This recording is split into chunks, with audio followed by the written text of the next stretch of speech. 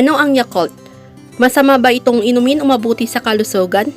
Ano-ano ang mga benepisyo ng Yakult sa ating kalusugan? Bakit kailangan natin uminom ng Yakult araw-araw? Alamin sa videos na ito.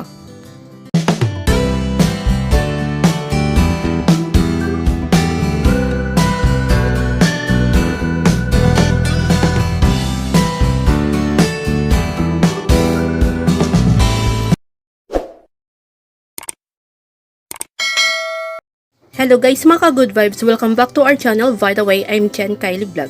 Today's video, isi-share ko po sa inyo ang mga benepisyo ng Yakult sa ating kalusugan. Manood lang po kayo ng video ko hanggang matapos, mga ka-good vibes. At huwag niyo pong kalimutan mag-subscribe. Maraming salamat and God bless you everyone. Mga benepisyo ng Yakult. Saan nanggaling ang Yakult? Ang Yakult Yakuroto ay isang produktong dairy na probiotic na nanggaling sa pagpepermasyon sa isang skim na gatas na may espesyal na strain ng Bacterium Lactobacillus casei shirota. Ito ay ginawa ni Minoru Shirota, isang scientist na bansang Hapon na nagpapagraduate sa isang medical school noong 1930. Noong 1935, una niyang ginawa ang produktong Yakult. Ano ang Yakult? Ang Yakult ay isang fermented milk drink na naglalaman ng Lactobacillus paracasei shirota.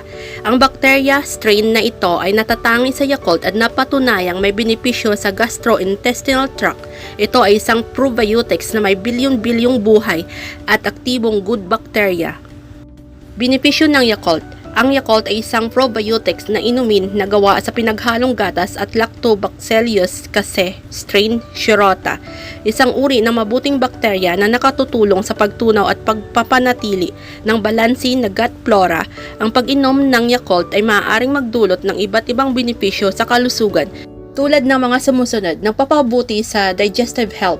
Ang Yakult ay nagpapabuti sa proseso ng pagtunaw sa pamamagitan ng pagpapanatili ng tamang balanse ng mabuti at masamang bakterya sa bituka.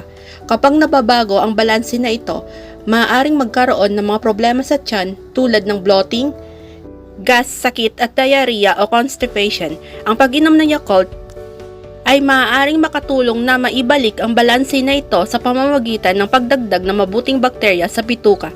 Ang mga ito ay makakatulong na mapigilan o maibsan ang mga digestive problem. Nagpapababa ng antas ng kolesterol. Ang Yakult ay maaaring makatulong sa pagbababa ng antas ng total cholesterol at LDL o masamang kolesterol na maaaring magdulot ng sakit sa puso at stroke. Ayon sa isang pagsusuri ng 31 mga pag-aaral, ang pag-inom ng Yakult ay nauugnay sa makabuluhang pagbaba ng mga antas ng kolesterol na ito.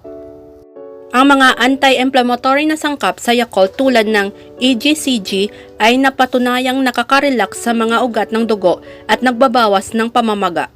Nakakatulong sa pagbababa ng timbang.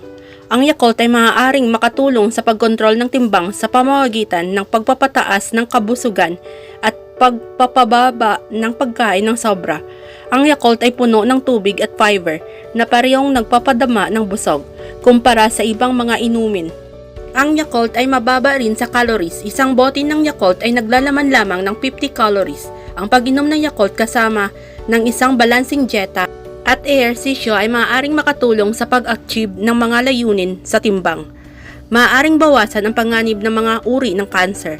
Ang Yakult ay naglalaman ng mga antioxidant na maaaring makatulong sa paglaban sa mas free radical na maaaring magdulot ng oxidative stress at damage sa mga cell. Ang oxidative stress ay isa sa mga sanhi ng ilang mga uri ng cancer tulad ng lung, colorectal, prostate at leukemia. Ang pag-inom ng Yakult ay maaaring makatulong na maprotektahan ang mga cell mula sa oxidative stress at mapababa ang panganib ng mga cancer na ito. Ang Yakult ay isang masustansya at masarap na inumin na maaaring tangkilikin araw-araw. Ang pagdaragdag ng Yakult sa iyong dieta ay isang magandang paraan upang mapabuti ang iyong kalusugan at kalidad ng buhay. Hello guys, mga ka-good vibes, I hope may natutunan po kayo sa videos ko pong ito. If you like my videos, just give me a like and just leave a good comment and share. And don't forget